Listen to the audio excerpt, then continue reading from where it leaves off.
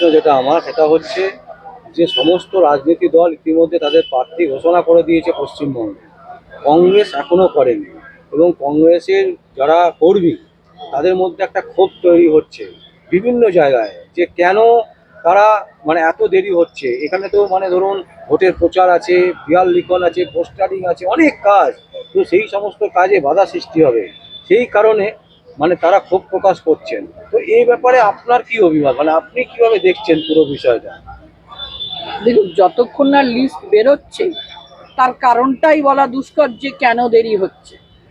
কারণ যদিও লোকে বলছে কংগ্রেস নেই, তবু শুনতে পাচ্ছি কংগ্রেসের নাকি 3-4 হাজার বায়োডাটা পড়েছে। 3-4 হাজার বায়োডাটাকে শর্টিং করা not a matter of joke. এই নয় যে আমি এইখানে দাঁড়াবো, আমাকে এখানে দিতেই হবে, তা না হলে দিদির পোল খুলে দেবো। এই কথাগুলো আমাদের মধ্যে বলার কেউ নেই, কারোর পোল খোলবারও জায়গা নেই, কারণ সবারই আমাদের পোল খোলা। প্রত্যেকের আমরা সাদা পাতার মতন, আমাদের রাজনীতি যারা এখন করি কংগ্রেসের, প্রত্যেকেই সাদা পাতার মতন, তাদের প্রত্যেকের চরিত্র সম্পর্কে সারা পশ্চিমবাংলার মানুষ জানে। অধীর চৌধুরী কি জিনিস সেটাও যেমন জানে, ঈশা খান কি জিনিস সেটাও তেমনি মানুষ জানে, শুভঙ্কর সরকার কি জিনিস সেটাও মানুষ জানে। ফলে কারোরই পোল খোলবার কারোর কিচ্ছু নেই। দিদিকে ব্ল্যাকমেল করলে টিকিট পাওয়া যায়, অভিষেক ব্যানার্জিকে ব্ল্যাকমেল করলে টিকিট পাওয়া যায়, দিলীপ ঘোষকে হাতে নিলে টিকিট পাওয়া যায়, শ্রমিক ভট্টাচার্যকে ব্ল্যাকমেল করলে টিকিট পাওয়া যায়। আমাদের এখানে কাউকে ব্ল্যাকমেল করবার কারোর প্রয়োজন হয় না। ফলে কি হচ্ছে, এই যে 3,000-4,000 আমার বায়োডাটা, সেটাকে খুঁটিয়ে দেখতে হবে কার কতটা কোথায় গ্রহণযোগ্যতা আছে, কার কতটা ফিজিক্যাল এক্সিস্টেন্স আছে, কার কতটা মানে শিক্ষাগত যোগ্যতা আছে, কারণ কংগ্রেস সবসময় শিক্ষাগত যোগ্যতা দিয়ে বিচার করে ম্যাক্সিমামটাই। কার কতদূর লড়বার ক্ষমতা আছে, লড়ার মানসিকতা আছে, সেইগুলো বিচার করে তবে না দেবে।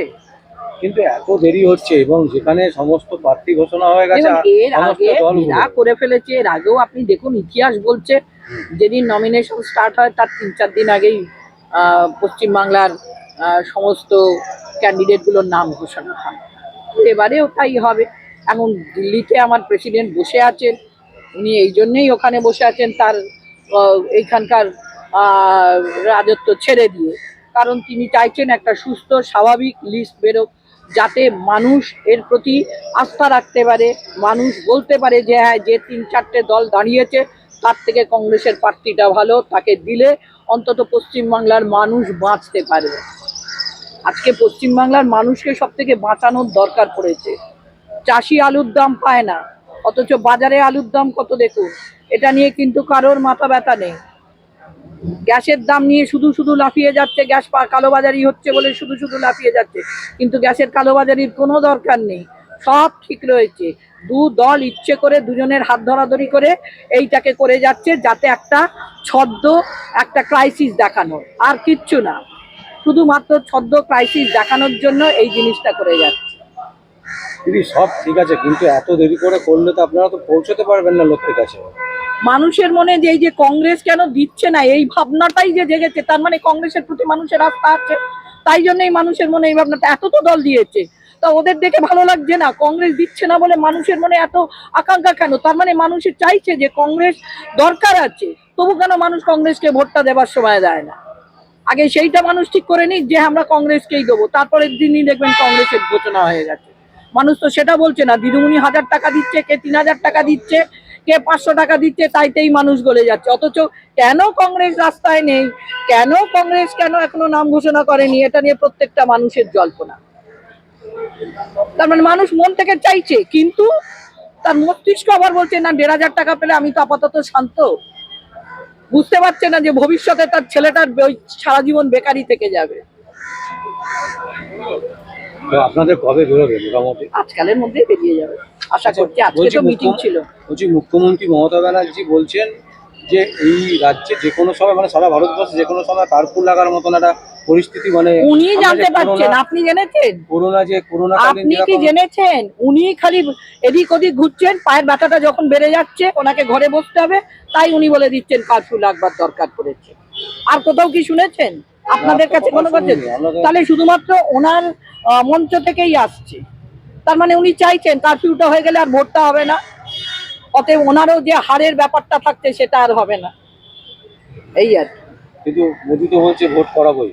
যে অবশ্যই তো ভোট তো করানো উচিত, হ্যাঁ ভোট তো করানো উচিত। যেরকম 18 সালের পরে 26 সালে ভোট হলো আমাদের বার কাউন্সিলের, দেখলে তা সেরকম হবে নাকি যে 26 সালের ভোটটা গিয়ে আবার 29 একসঙ্গে হবে? আজকে তো প্রধানমন্ত্রী নরেন্দ্র মোদী অনেকগুলো রাজ্যের মুখ্যমন্ত্রীর সাথে বৈঠকে তাহলে বসছে। যদি কারফিউ হতো তাহলে এই রাজ্যের মুখ্যমন্ত্রীদেরও ডাকতে, না, তা যেহেতু তো এটা ডাকেনি। ভোটের আগে তাহলে পড়ে গেছে। তাহলে উনি কেন বলছেন? হয়তো বলবে যে ট্রাফিক যেগুলো আসছে সেগুলোকে কিছু কম করো, বা এই যে যথেচ্ছভাবে গ্যাসের ব্যবহার সেগুলো একটু কম করো, মানুষকে হয়তো বোঝাতে থাকবেন। তা সেটা নিয়ে আমি বলছি না উনি খুব ভালো করছে, উনি এগুলো এই যে যুদ্ধ বা এগুলো, এই তো এফস্টিল ফাইলগুলোকে বন্ধ করার পালা, আর তো কিছু না।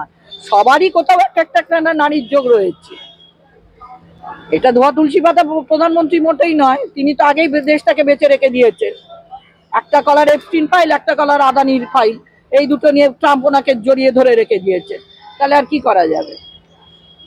আচ্ছা, এই রাজ্যে যে প্রার্থীগুলো আসবে, মানে প্রার্থী হ্যাঁ। তালিকা কংগ্রেস ঘোষণা করবে, হ্যাঁ, তাতে আপনারা কি মানে মানতে ইচ্ছা না করলেও বলবেন যে হ্যাঁ মানবো, এরকম মানতে হবে? ইচ্ছে কেন করবে না? মানে এত দিন ধরে ব্যবস্থাপনা করে যখন হচ্ছে, দেখা যাক, সেটা তো ভবিষ্যৎ উত্তর দেবে। আজ রাত্রি নাহলে কাল সকালে কতটা ঘোষণা হবে। ভরসা আছে দলের ওপর, ওই জন্যই বলছি। একজন কর্মী হিসেবে এতদিন ধরে দলটা যখন করছি, অনেকেই বলে তারা আমাকে দেখেছে ফ্রক পরা অবস্থা থেকে, মানে 90-এর আগে থেকে আমি দলটা করি। তাহলে 90-এর আগে থেকে যখন থেকে এতদিন যখন ভরসা রাখতে পেরেছি, আর 2 ঘন্টা 4 ঘন্টা ভরসা রাখতে পারবো না? অসংখ্য অসংখ্য ধন্যবাদ। তার পরের দিনই আপনাদের সঙ্গে কথা হবে ভরসা রাখতে পেরেছি কিনা।